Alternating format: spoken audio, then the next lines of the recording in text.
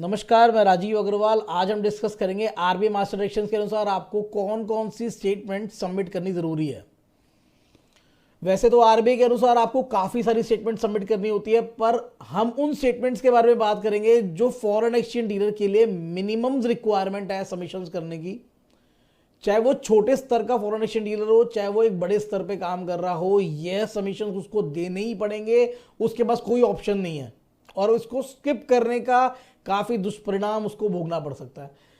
तो सबसे पहले हम देखें कि पीरियोडिसिटी के आधार पर हमने 3 हिस्सों में अपने सबमिशंस को बांटा है। सबसे पहला हम डेली सबमिशंस की बात करें तो आपका एलआरएस रिपोर्टिंग एक डेली सबमिशन है जो आपको अपने AD1 कैटेगरी बैंकर के थ्रू सबमिट कराना जरूरी है।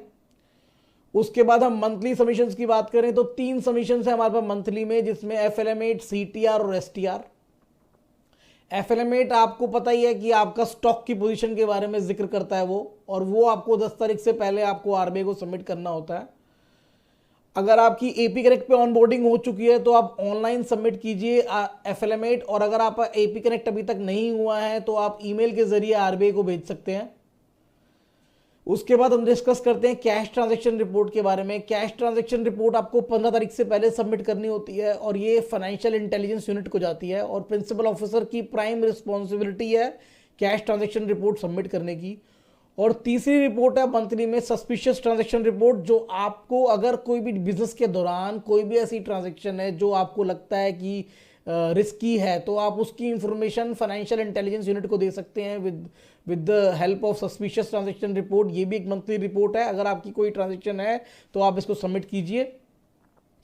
फिर हम आते हैं ईयरली सबमिशंस के ऊपर। ईयरली सबमिशन में हमारे पास 6 रिपोर्ट्स हैं। सबसे पहली राइट ऑफ स्टेटमेंट, जो साल खत्म होने के 30 दिन के अंदर आपको आरबीआई को सबमिट करना होता है। राइट ऑफ स्टेटमेंट अगर आपकी ड्यूरिंग द ईयर कोई भी करेंसी राइट ऑफ नहीं हुई है तब भी आप आरबीआई को सबमिट करेंगे, चाहे नील की रिपोर्ट हो। फिर साथ में आप एक टर्नओवर रिपोर्ट सबमिट करेंगे। टर्नओवर रिपोर्ट अगर आपकी ड्यूरिंग द फाइनेंशियल ईयर जो भी आपकी पब्लिक सेल पब्लिक परचेज हुई है आप वो आरबीआई को रिपोर्ट कीजिए, सीए सर्टिफाइड टर्नओवर रिपोर्ट जाती है।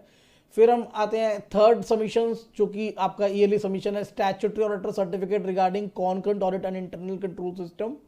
साल खत्म होने के बाद आप सारी कॉन्करेंट ऑडिट रिपोर्ट्स अपने स्टैट्यूटरी ऑडिटर्स को दीजिए। वो उस रिपोर्ट्स को देख के अपना ओपिनियन आपको देंगे एक सर्टिफिकेट के जरिए, और वो सर्टिफिकेट में वो ये लिख के देंगे कि आपकी कंपनी का साल भर कॉन्करेंट ऑडिट जो है वो सही तरीके से हुआ है या नहीं हुआ है, और वो आप सर्टिफिकेट आरबीआई में सबमिट करेंगे।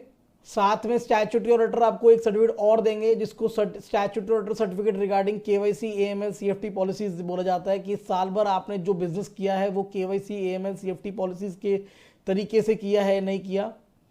उसके बाद आपको ऑडिटेड बैलेंस शीट अपनी आरबीआई में सबमिट करनी होती है और साथ में नेट ओन फंड आरबीआई में सबमिट करना होता है। अब ये तो है साल भर जो सबमिशंस आपके एक रूटीन में घूमते रहते हैं वो है, बट आपके ऑडिटर का इसमें क्या रोल है? कॉन्करेंट ऑडिटर की जिम्मेदारी बनती है कि वो चेक करे कि ड्यूरिंग द फाइनेंशियल ईयर जो भी सबमिशंस होने थे वो टाइम पे हुए हैं नहीं हुए हैं, और अगर आपका कोई भी सबमिशन अपनी नियमित गतिविधि से लेट हुआ है तो ऑडिटर उसको अपनी रिपोर्ट के अंदर रिपोर्ट करे, अपना नोट करे। एक क्वालिफिकेशन आपकी रिपोर्ट में बन सकती है।